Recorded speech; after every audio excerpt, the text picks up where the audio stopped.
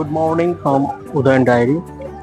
আজ আমরা এই ব্লগের মাধ্যমে আপনাদের ঘুরিয়ে দেখাবো হুগলির ইমামবাড়া, যেটি দানবীর নামে পরিচিত হাজী মোহাম্মদ মহসিন কর্তৃক প্রতিষ্ঠিত হয়। সেই ইমামবাড়া আজকে আপনার এই ব্লগের মাধ্যমে ঘুরিয়ে দেখাবো। চলুন যাওয়া যাক। ইমামবাড়া শব্দের আক্ষরিক অর্থ ইমামের বাড়ি, কিন্তু ভারতীয় উপমহাদেশে ইমামবাড়া বলতে বোঝায় শিয়াপন্থী মুসলিমদের মিলনস্থল। ষোড়শ শতকে ভারতের সঙ্গে পারস্যের যে বাণিজ্যিক সুসম্পর্ক গড়ে উঠেছিল, আর তার অংশ যে বাংলাও ছিল, এর জ্বলন্ত দৃষ্টান্ত এই ইমামবাড়া।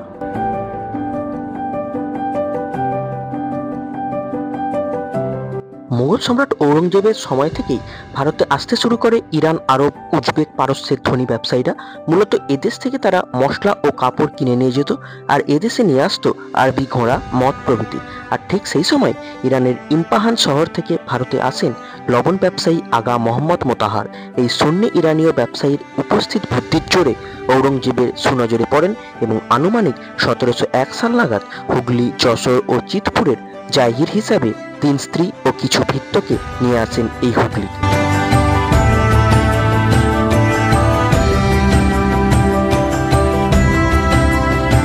বর্তমানে যেখানে আজকের ইমামবাড়া, ঠিক সেখানেই গড়ে তোলেন একতলা বাড়ি।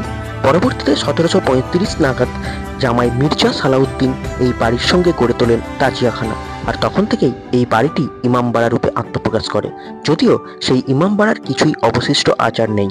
যাই হোক, আগা মোতাহার 78 বছর বয়সে মারা যান এবং মারা যাওয়ার আগে অপুত্রক মোতাহার তার সব সম্পত্তি তার 7 বছরের কন্যা মারিয়ান খানমকে দিয়ে যান।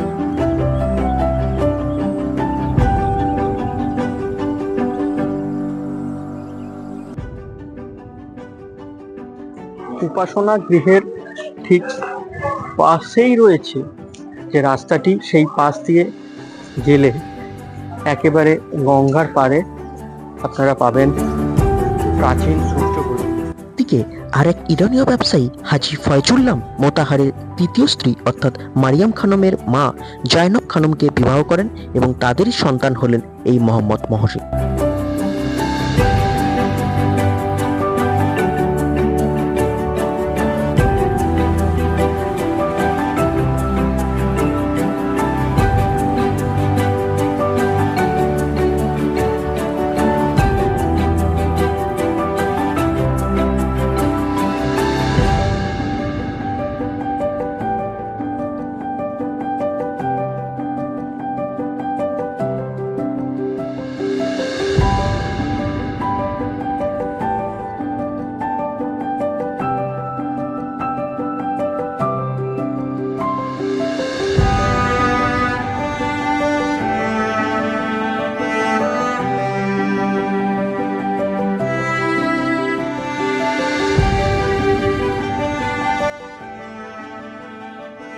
এখন চলেছি সেই বিগ বেন ইমামবাড়ায় যেটি অবস্থিত, অর্থাৎ সেই বৃহৎ ঘড়ি দেখতে।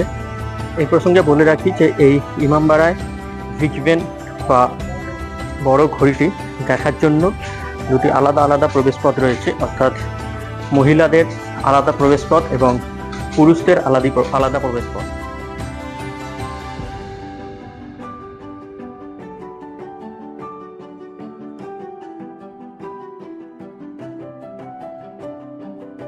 বৃহৎ ঘড়ি দেখতে আমরা এখন প্রবেশ করছি।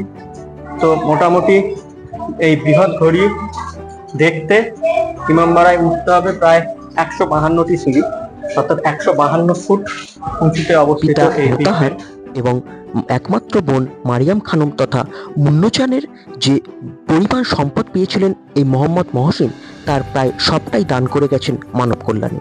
এই সময় তিনি শুরু করেন এই ইমামবাড়ার কাজ, কিন্তু তার মৃত্যুর পর এর অবস্থা বেশ খারাপ হয়ে যায়।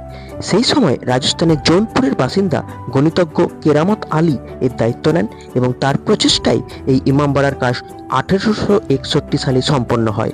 ইন্দো ইসলামীয় পার্সিক স্থাপত্য ও ভাস্কর্য রীতিতে গড়ে ওঠা এই ইমামবাড়ার ছত্রে ছত্রে স্ট্যাকো শিল্পকলা চোখে পড়ে।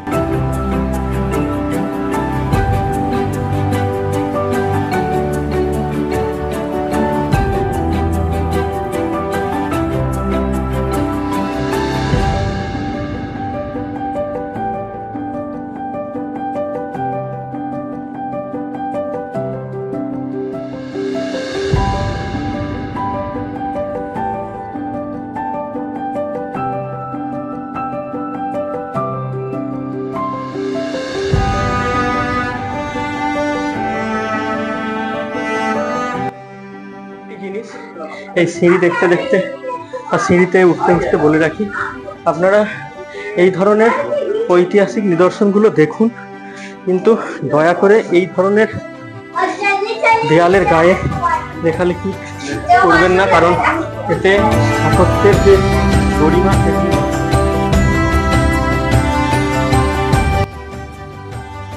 ইমামবাড়ায় প্রবেশ করতে গেলে আপনাদের 20 টাকা করে টিকিট দিতে হবে। এই ধরনের